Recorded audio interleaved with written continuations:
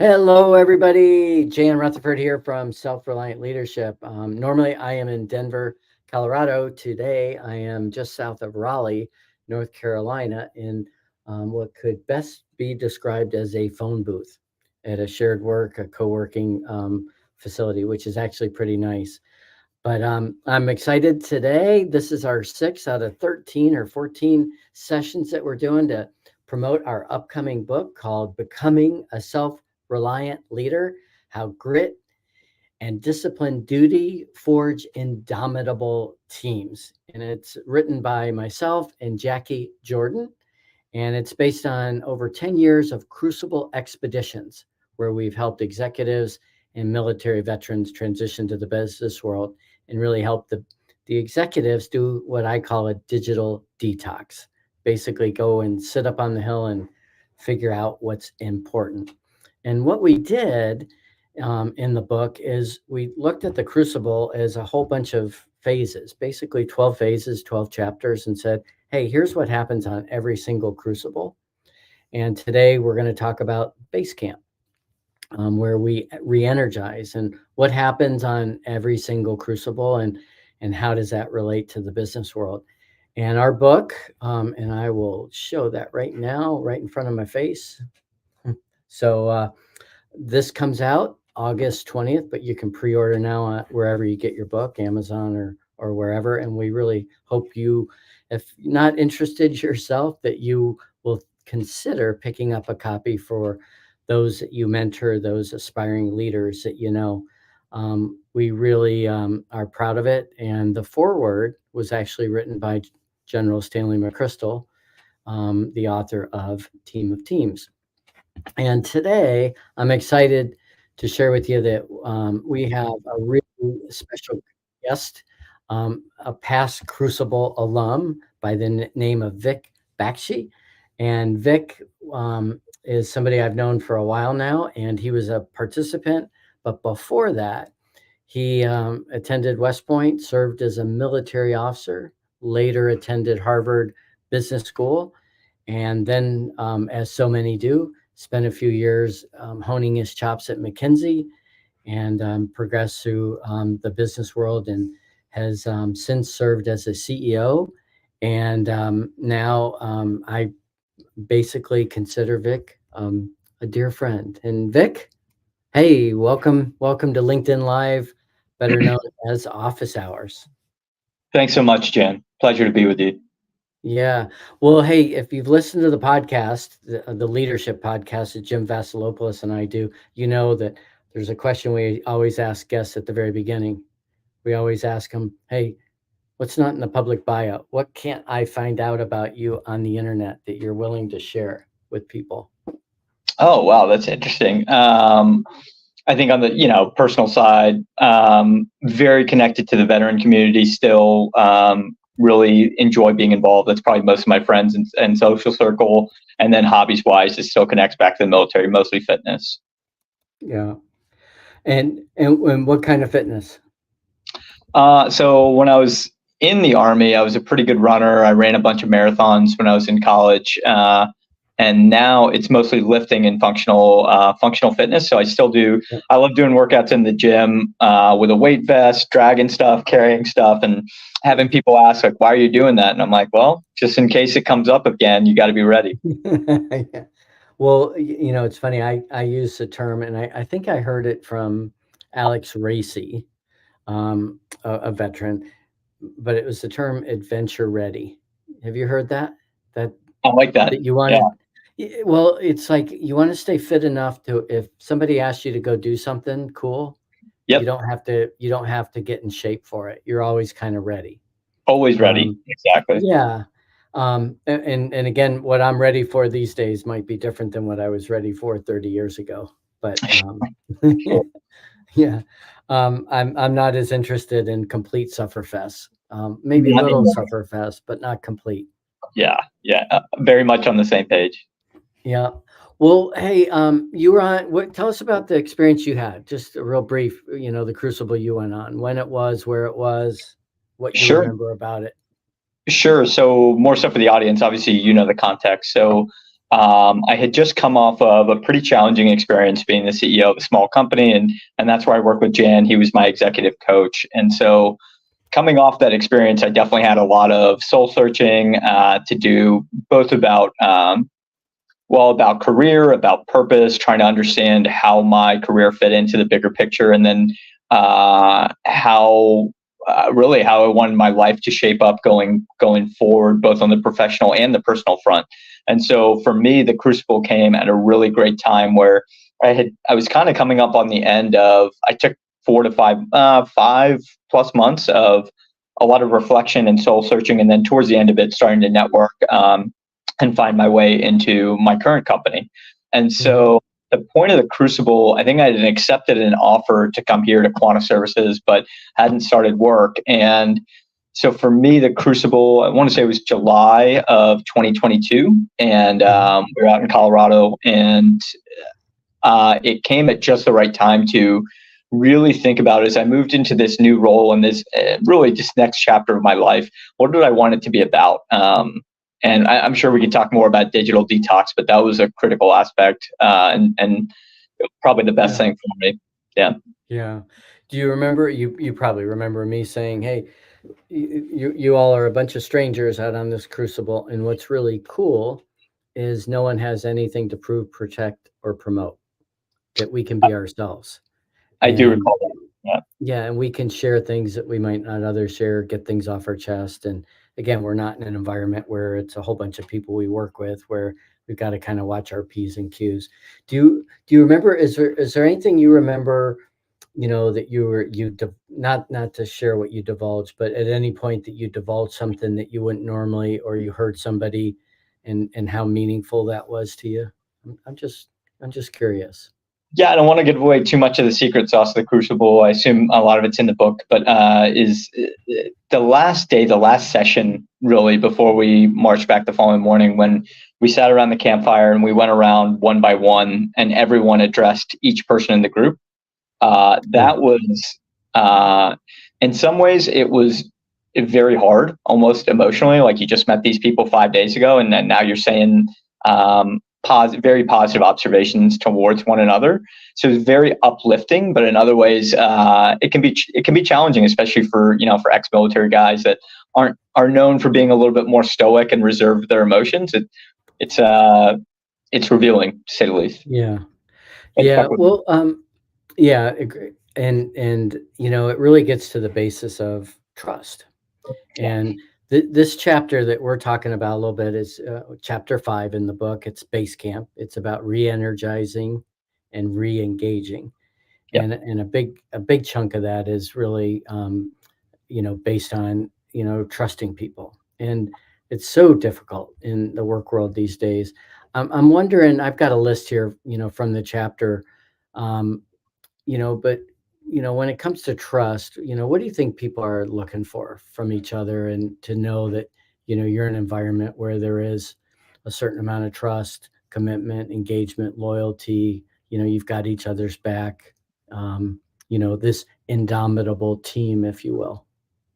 Yeah, I think one thing is authenticity. Obviously, viewed as related to trust. So, for one thing, a critical aspect of trust, it's all about communication, right? What's spoken and what's unspoken. And so where I think authenticity fits into that is when I'm speaking to someone else on my team, whether that's the boss, or this is someone that works for me, or a peer, just the idea that I know they're truly engaged, right? And in that environment, we really have that, because you don't have the distractions of business. You just have people with no phones and no laptops. We're out in the woods or out on a mountaintop. And so you really do see that engagement. And there's a sense of understanding. Were we in extreme danger? No, but it's certainly perilous conditions when you're walking on top of like the spine of a mountain, right?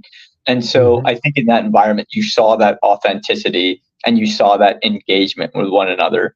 Not to get too far ahead of ourselves, but I think the challenge is, when you say teams look for trust, it's tough in the work world when we're working 5 to 6 days a week, 40 something 50 weeks a year to still have that same heightened sense of what the situation is and what the stakes are with the team. Yeah. Yeah. I mean, I always say a crucible is relatively easy for people to be on their best behavior for 4 or 5 days. And again, a stunning environment. And again, everybody knows it's temporary. Sure. What we talked about in the book, we definitely hit on that authenticity part as far as people, the way that people want trust. But we also talked about predictability. Somebody yesterday said, "Hey, I don't care if somebody's a blank blank um, once in a while. I'd rather have them be a blank blank all the time, and that way I know, that Yeah. predictability is important." Yeah. Um, we talk about Reliability. reliability, Yeah. do what you say you're going to do, responsiveness, curiosity, selflessness. I mean, there's a lot of components that really make that up. I always think it's kind of it goes back to three sort of golden rules. One is the golden rule: treat others as you'd like to be treated. The other ones are do your best, and the other one is do what's right. So you've got a work ethic, you've got um, an ethical, consideration about do what's right, and then you've got how you treat others. Um, I mean, that's really the basis of trust. Can you think of any others that come to mind in the work world? As it relates to trust. Yeah, I mean, other things that the individual can do, the follower, the team leader. I mean, ways that teams really create that indomitable, spirit. Sure. So obviously, work world different than 12 strangers together for 5 days. I think in the work world, it goes back to the points that you emphasized around authenticity, reliability, predictability. And I think Yeah. in the work world, the one that stands out to me, authenticity is often brought up Mm. in the work world is just do you really see it? I guess Yeah. is what you're seeing what you're getting, and it's one thing on the day to day or week to week, but when you get to the end of the year or when you get to something big, sometimes you do see that get challenged. I think in terms of predictability, that's one Mm. that is a lot easier to observe in the day to day work world, right? Yeah. We come up with our battle rhythm for the week of we're going to do these check ins and every month we're going to do X or Y, every quarter we're going to do whatever activities. And so predictability is one that is, especially in a very structured corporate environment like I'm in now, it's a lot easier to find, I would argue. In terms of something that's different or unique in terms of trust, I think there's a lot of soft challenges with the world we're living Mm. in where Mm. we want to be authentic and we want to be true both to ourselves and the values of the company or the culture of the organization. But there is so much that's dynamic these days about workplace culture and what expectations are. And that's everything in terms of, how people choose to work, as in person or remote or hybrid, et cetera, to different issues that you're seeing in the office space. Like hot topics right now might be kind of culture clash between different generations, between different socioeconomics, certainly politics, et cetera. And it's just taking more and more stage, more and more front and center, I would say, these days in the workplace than maybe it would have been 20 or 30 years ago. And so as a result, I think that connects back to trust is, can I trust that I can be my authentic self and still be judged on merit or on Yeah. achievement or on results, rather than some other characteristic. I would say it's a more delicate balance today than maybe in the Yeah. past where people probably kept some of that stuff at home. Yeah. Well, you use the word dynamic, and I think that's interesting because dynamic, to me, signals adaptability. It signals quite a bit of energy, required, to kind of be springy, if you will. And you can't be dynamic if you're on all the time. And again, this chapter, this base camp, is really about what's the purpose of a base camp. Um, I mean, it is to rest. It is to Re- re-energize. It's to re-engage. It might be the end of the day, but it's really the same place. It'll be the start of a new day. Yep. And, we know if we're going to be out there 5 days, we can't go 5 days without sleeping and eating. Those are things that we have to do. And I think in the work world, sometimes we forget that, that there's days that everybody can't go 8 hours a day, every day, and, there's a rhythm. And I think the best leaders really pay attention to that and figure out, how are my folks doing? What do I need to do to make sure they're getting re-energized, re-engaged? We haven't said the word, but I know it was also a big focus of the Crucible was empathy, right? That came up a lot. And I think leaders, as they get more experience and maybe I'm thinking to myself, less hard charging and more empathetic and more effective at working with people, you realize that if you can go 10, 12 hours a day over and over, and you're trying to set the example of lead by example and work hard, et cetera, that doesn't mean everybody else can. And I think the base camp is a good analogy for, you have to understand what the team is capable of and give them the space to recover without feeling like they're being judged. Yeah. Well, Vic, I'm gonna show a video right now. It's just a couple minutes long, and then we'll comment back, and again, we'll be glad to take some questions here. Super in proximity to each other. Here, this way. The tension first. Base camp conjures up images of Mount Everest, but out on the Crucible, there's always a base camp, and what I'm thinking of is the first camp on the first night.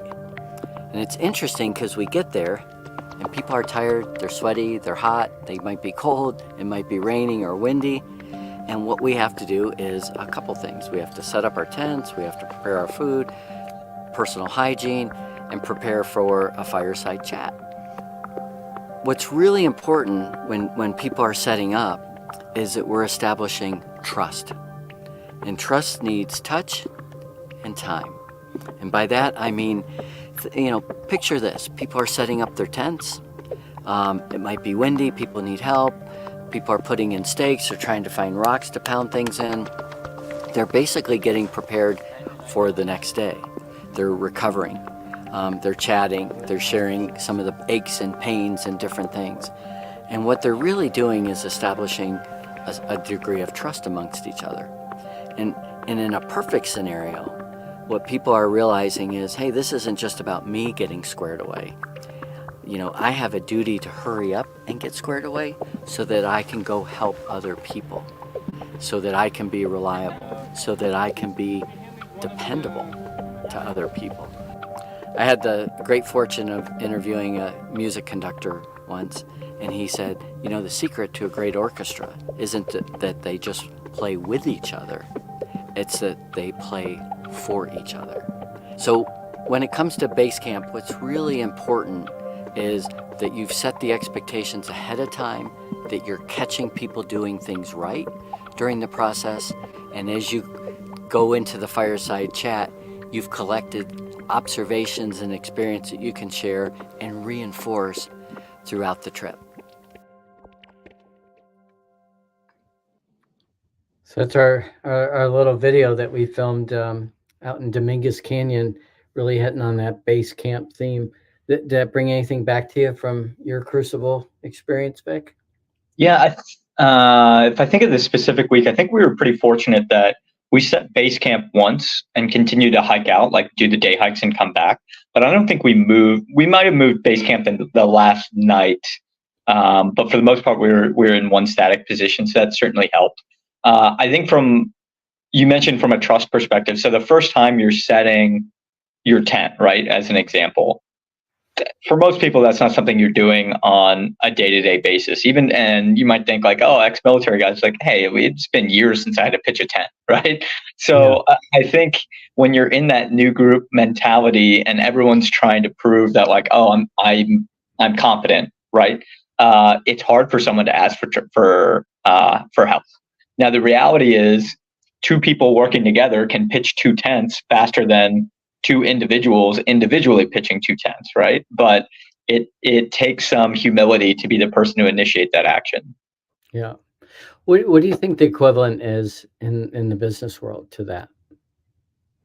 So I'm thinking about it just because I have an office mate across the way, and he's about to move. So today's his last day in this office. But I think the one equivalent is I've been told this advice is you should have different mentors when you get into a job. Like you might have an industry mentor, or you might have a career mentor, but you also need a buddy mentor of someone when you're new to a company or new to an organization that's just like, hey man, this is where the coffee is and this is how the printer works. And if you have this problem with your finances, you call Jody down in this department. I think that's what it is in the business world, is having a little bit of humility and being willing to look at someone who's a peer and be like, hey, I'm new. Can you give me a hand here? Can you help me out? And it's almost more of a buddy and a friend than a formal mentor.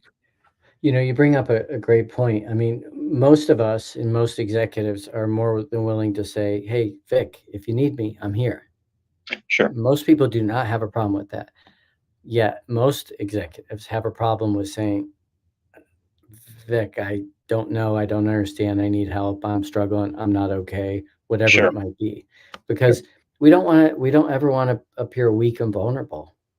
But when we ask for help, we're actually giving somebody a gift if they like and respect us, because basically we're saying, hey, I'm kind of helpless here. And that person gets to help us. And usually when you help somebody, you feel pretty good about it. I mean, it kind of makes you like, hey, that person needed my help. And especially if that person is liked and respected, it's like, oh man, they asked for my help and I got to help them. I've realized that, and the Crucible was one of the experiences that really started to crystallize this idea in my head, is vulnerability creates trust. Yeah. Yeah. Well, absolutely. And I've seen it with past participants where they were so confident that they could be vulnerable. And when they were vulnerable, it actually improved their confidence. Yeah. And it was like this self-perpetuating machine. Yet so many people are afraid to do that. And I think, again, I'm not a psychologist, but my hypothesis is because we all have so many different insecurities that we're afraid to be weak. And again, if we weren't afraid to be weak, it's kind of like if you're not afraid to dance and make a fool of yourself, part of being a good dancer is just being confident, even if you look like a spaz. Said from a person who hates to dance. I'm a terrible dancer. I don't dance. Yeah. But I mean, when we look at, oftentimes I get asked to coach people on, especially mid-level career people. Hey, help this person with their executive presence. And then I'll always say, well, how do you define it? And it's like, well, we know it's part of its appearance. Sure. Control what you can control. Part of it's how you communicate, hopefully with a certain degree of competence and confidence. And then the third is gravitas, a little bit of swagger, that confidence. And I mean, that's really what makes somebody look like they, deserve to be where they are. And they're deserving of maybe taking on more responsibility. Sure. But, again, going back to the base camp, all these things are hard to do if we're not taking time to re-energize and re-engage and really figure out what's going on. You heard me talk a lot about pace when we were on the Crucible. Yes. And, as you remember, we could only go as fast as the slowest person. Sure. And, and then that slowest person has, the opportunity to basically say, I've got to get more fit. I've got to be more squared away because I'm holding the team back. In the business world, oftentimes that slowness is not very visible like it is out on a Crucible. Correct. And, a lot of times my frustration as a leader was always that I was the one that had to say something. And what I really wanted, I wanted the team to put peer pressure on that person. Yeah, absolutely. To hold their teammate accountable. Yeah. And again, part of it is, being re-energized and getting the rest. And part of it is just taking personal responsibility and the team really having a shared sense of duty. Do you, in your experience, what are you seeing, when you start out at McKinsey and all the different roles you've had? Do you think that there's shared accountability, that there's a real sense of duty like what we experienced in the military, or do you think we've got a long way to go toward that? In general, I'm sad to say, I think we have a long way to go. I think for a lot of folks, I've been done with my Army career for over 10 years now. So still feel very connected, but now I've gotten a little bit more perspective in the business world. And I used to think, we talk about trust in the military, and obviously it matters in those extreme circumstances, but in the working world and the business world, first of all, things aren't life and death, and the degree of trust and transparency, it'll be fine. And now I've learned firsthand, as you've observed, like, no, not always, first of all. And secondly, now I really, really see the difference in terms of, obviously there's different degrees of competence and professionalism in different military organizations, but now I really do see the difference between that shared sense of trust versus kind of the business world or the civilian world. Having said that, what I will say is, I think values like trust, transparency, authenticity, work ethic, all those things, they're a function of the culture of the overall organization. And depending on how big your organization is, you could have a culture of an entire corporation, and that's different from this specific office, and that's different than this specific department or this specific team, right? There's subcultures that come into it. And so what I would generally say is it defers to whatever is the culture of the organization.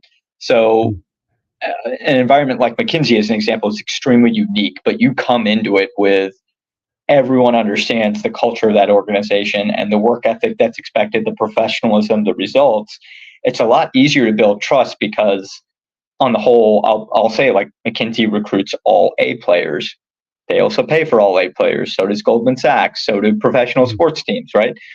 That is a very different, unique example than, most companies.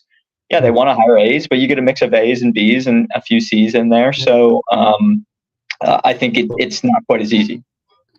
Well, McKinsey, I just saw a report, I think this week, where they said, we don't have a whole bunch of we have a whole bunch of people that are not A players right now, and they're getting ready to, be a little bit tough on them. I had a boss, or not a boss, but a mentor once that was a 2-star general, and he said, "You know what, Jan? No matter how high you go, there will always be a normal distribution curve." He said, I had a bunch of colonels and generals reporting to me. They were not all A players. Yeah. It was, some were great, some weren't so great. Most people were in the middle. And again, that's interesting. And it kind of goes back to, what I seem to spend a lot of my time doing as a coach is really asking people, have you really been clear about the expectations?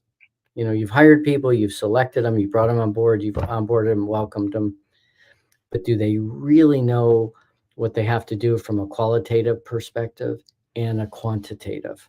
Yeah. Both the results and the behaviors. And they'll often go, and then I'll ask them, do they know where they stand? That they're meeting, exceeding, or not meeting? And are there consequences? When they perform, do they get, a kudo? And when they don't perform, does somebody basically address it? Or does it just kind of get overlooked? And, hopefully the ratio is 5-to-1, that we're catching people doing things right 5 times more than we're catching people doing things wrong. What are you seeing in the work world? I mean, are even from your experience, do you feel like your expectations are clear? You know where you stand, there's consequences?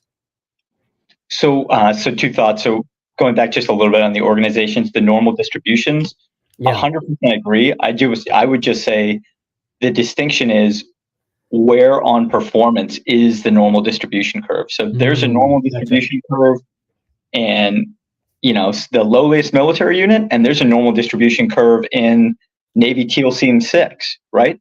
But Navy SEALs Team 6, but the difference is what is the performance standard that's kind of the median of those organizations. As far as the expectations piece, absolutely. So I'm involved in an initiative right now in one of our regions, so approximately 5,000 employees, to introduce a performance management system, which people are like, oh, that's basically a way to structure your incentives. You're like, well, that's a big part of it, and that's what people pay attention to, but it's actually much more. It's a system of saying, this is how we set expectations, this is how we evaluate people, this is the process, these are the tools and systems we use, this is how we record that, and this is how that connects into someone's variable compensation, let's say at the end of a year or something like that. I share that just because it's very rare to find organizations that really have that figured out. Like when I explain it like that, everyone's like, yeah, of course, makes sense. But then when you ask, not the boss, but someone, kind of mid-level or junior, like, hey, do you know what your job description is? Or like, when was the last time you revisited that? And do you have an understanding of the expectations of meets and exceeds in terms of performance? I would argue very few people have had that explained to them as clearly and crisply. Ironically, I mentioned I'm working on this initiative, and it's part of a broader push in my corporation. And a very senior executive who's in charge of kind of people strategy mentioned, it's always the military guys who really understand this well. And it made me realize, as much as there's things about the bureaucracy of the military that we all don't miss, there are things that they have figured out, and setting very clear expectations and job descriptions and measuring those is done extremely thoroughly in the military. Yeah. There's very little ambiguity. I remember telling my son more than a few times, it's real simple. Just do what you're told. They will tell you exactly what the expectation is, and if you do that, you will succeed. I mean, in civilian life, in the business world, it isn't always so crystal clear. Vic, I'm thinking about base camp in the business world, and I think base camp could be taking a step back and doing a debrief. Doing an assessment of progress. A base camp could be a summer barbecue. It could be a Christmas party, a holiday party. It could be any number of things where you basically hit the brakes. And as somebody once said to me, the reason cars have brakes is so that they can go fast. They couldn't go fast if they didn't have brakes. And I think we forget that sometimes in the business world, that sometimes we do need to pump the brakes a little bit and slow things down, so people have a chance to catch their breath. And we are really sure that the direction we're headed is the right direction. I pulled something from the chapter that I wanted to read, just a couple sentences that I thought kind of summarized it well. It was, base camp isn't the finish line, just another starting point. When a leader uses intentional rest to create a pace that's doable, the team has a place and space to re-energize and re-engage. It's been said that cars have brakes so you can go fast. The effective leader knows that, as we say, sometimes you have to slow down to speed up. What's your base camp equivalent? Have you created times and places to re-energize and re-engage? Something I'll throw out there, just because you mentioned a few examples in the business world, like maybe it's a summer barbecue or a holiday party. I would argue, so think of like a patrol base for an infantry platoon, kind of like a base camp. Yep. Not about relaxing, it's about retrofitting and planning, right? So in the business world, I do think it's important to give people time and space to reflect and celebrate wins, like a holiday party at the end of the year. But I would encourage anyone who's listening to think of this concept of a base camp and refit is like, hey, it's not, oh, the whole team went out for happy hour once a month or something. Maybe it's more so, hey, we get out of the day-to-day grind periodically once a month or once a quarter and really reflect on, like kind of like Jan mentioned, do a debrief. What's working and what's not working? What process step do we need to change? What system do we need to change? How do we work on the business instead of in the business? Because you can't do both in the same moment, in the same hour. If you want to work on the business, like, hey, let's improve our sales process, you can't be in the midst of making a sale.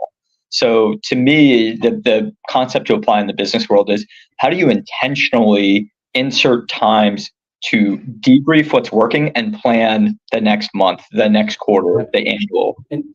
And you just hit on something that's so important, and that is it requires discipline to basically Yeah. say, hey, we're going to work on things that are really important, but they're not urgent. And so basically, in order to do that, you have to decide, what are we not going to do? And if you're not going to do something, at the same time, what you have to do is basically talk to somebody higher up than you and reframe expectations. Like, Yeah. hey, we're not going to go 100 miles an hour right now and deliver this and this and this. We're going to take a pause and do this. And I think that's the mistake people make, is that, one, they don't feel that they can put a pause. And two, if they do a pause, they don't realize, I've got to reframe expectations for those Yeah. I answer to. And I think, and therein lies the weakness, is oftentimes executives don't have the relationship with their boss to basically say, hey, let's negotiate here. I'm going to, sorry to take, I don't want to go into too much of a tangent, but I do this in every office I'm in. I don't know if y'all can see that, but every office I'm in. Oh yeah, your Eisenhower matrix. Eisenhower matrix, right? And so exactly what you're describing is like the base camp is not urgent, but it's super important to get in that environment and refit and plan, etc. You can't do that when you're in the urgent important. You can't do that when you're on the top of the mountain, or you can't do that when you're in the middle of the meeting with the client, whatever the case might be. Yeah. Here's a quote from Justin, who is on your Crucible, Justin Crocker. If either of you could make a list, I think, of priorities, a work list for your base camp, what are the top 3 priorities? And again, I know he's not referring to a Crucible. It's in the business world. What are the top 3 priorities, you think? Yeah, so I think about this a lot. Prioritization of tasks. Obviously, it's functional specific, right? It's organization. What do you do? I would say for leaders that are kind of in a general management environment, number one has always got to be execution, right? So you've made whatever sales, you got to deliver. If you don't place priority on that of delivering well whatever your product or service is, you're not going to be in business very long, right? Like you're not going to be able to generate future sales. The second priority I probably would put on is always revenue generation. Jan, I learned that lesson the hard way, as you recall. And then the third I would say is probably people development, right? You've got to take care of people along the way. Otherwise, you're not going to be able to do the first 2 well over and over. Yeah, I think those are really good. Justin, I think this is a really great question. And, you could, it'd be interesting to get everybody's perspective, because it'd always be different. But I'd go back to what we talked about on the last Crucible in May at Moab. And we talked about will, skill, and tools. And I would look at it and I'd basically say, okay, what's the morale of my people? Are they compliant? Are they committed? Are they loyal? How engaged are my people? The second, I would look at their competence. Do they have the skills? Do they know how to do what I'm asking them to do? Do we need to, while we're in base camp, do we need to do a little bit of training or teaching or talking about things? Clarity. And then the third is, are there tools or resources that they need, or obstacles that need to be cleared that are getting in the way of the skill and the will? It doesn't matter if they've got the skill and the will, they don't have the right tools to do the job. So, that might be a way that I would sort of take a little bit of inventory, during a base camp, because I can tell you that most of the time we're just running and gunning so fast, we're not paying attention, to where our people are at. And people development will never be urgent. It will never be urgent. It will always be important. And I was just talking to somebody today I was working with, and I said, I know you all want to grow your company, but if you're not growing your people, you are not going to grow your company. And if you have been at the company 3 or 4 years and you failed to even identify a person that could replace you and can point to leaders you've developed, I think you've missed some things, because it might be they're just so focused on revenue and and trying to pound that away, that they haven't taken the time to really develop people. And I've said, Vic, lately, and we'll end here in a few minutes. I know there's a lot of people that can lead from the front. I think when you become an executive, you've got to figure out how you lead from the back. Yeah, that's a great point. Yeah. Hey, this has been awesome. I'm really thrilled that you've been on this LinkedIn Live today, talking about Chapter 5 from our book. And I want to throw that book up there again, that Jackie and I wrote, Becoming a Self-Reliant Leader. It's available for pre-order. It comes out August 20th. We're really proud of it. Stan McChrystal wrote the foreword, and I think that's also just, outstanding. But as we wrap today, I would be interested in your take on the whole idea of base camp. If you've got any last words of wisdom that you could leave with the audience. Yeah. So first, because we didn't talk about it, I want to make sure I don't forget. A friend and former business partner of mine saw that we were going to be doing this, and he was like, "Oh, what was the Crucible, and what did you get out of it?" And just in a text message, one thing I told him was the digital detox aspect was critical, because when you're in the mountains and you got no phone and you got no email, you finally have the freedom for your thoughts to think about, the big picture, and what am I doing with my career, and how does this fit in, and who do I want to be? How does this connect to my values? So to anyone who's thinking about going on a Crucible or has an opportunity, if nothing else, that's my plug, is it's going to force you to get out of the day-to-day grind and think about the big picture of your career, your life, and what you want out of it. As far as the base camp concept, I think that the concept I'd hope to impart to anyone listening is find a way to get out of working in your business and working on your business, particularly if you're a leader. You're not going to be able to improve the organization and make step changes in their capabilities or in the long-term growth or anything else if you're constantly in the day-to-day grind. So think of the base camp of, how do I get people to take a step back, take a deep breath, and think about what's working and what we need to change. Yeah, great way to wrap it. And that digital detox. And again, we can all do it. We don't have to go on a Crucible. It does require self-discipline. I was telling you before we recorded, I was somewhere yesterday where before you went in the room, phones had to be locked in these little lockers. And it was really interesting. I went in an hour, and I can't tell you how many times I reached for my phone to look something up, or, it is, we're so dependent on them. And sometimes just, having a blank sheet is pretty helpful. Yeah. So, well, again, Vic, thanks for, going on a Crucible to begin with, and trusting me to go on one and participating, because not only did I think it would help you, I knew you as a teammate of others, you would really help other people, which you did. And for that, I am still grateful.